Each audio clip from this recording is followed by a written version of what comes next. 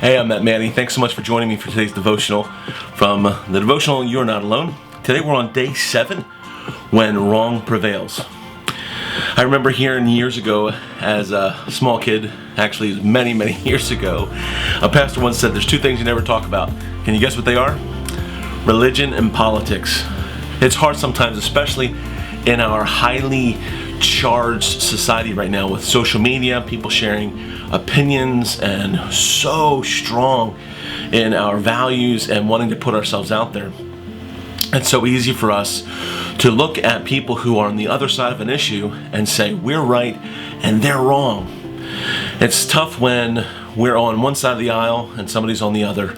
It's tough when no matter how much we try to skip past some of the rhetoric and some of the pundits talking about all the different issues, not to be fearful about, well, what if and what happens when. David, he has a lot to say about when things take place and in his political society and his empire and his kingdom. David himself was a politician. He was anointed king as a young man about 14 or 15 years old, but it wasn't until decades later that he actually took his throne.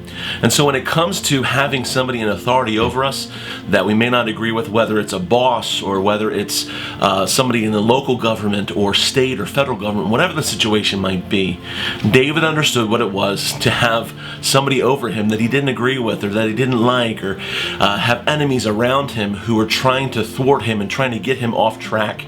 He had many political enemies and warring enemies against him. And David talks about this frustration he had, and he says multiple times throughout the Psalms, he begs God to deal with his enemies. In Psalm 9 verse 19, he says, "Arise, O Lord, let not man prevail, let the nations be judged before you." In Psalm 12 verse 4, he says, "Those who say, with our tongue we will prevail, our lips are with us, who is master over us?" He was upset because he felt like things were taking place in society that there were no consequences for. There was no judge, if you will, that God seemed to be absent to some degree.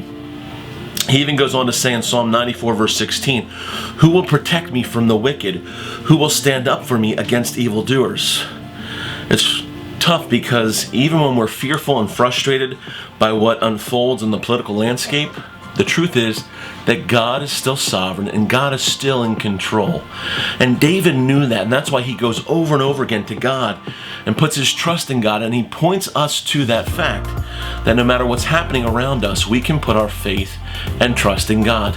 That ultimately, God will win out and God will rule and reign, not just in our lives, but one day over all things. For more encouragement, read Psalm 75 today. Thanks so much for watching.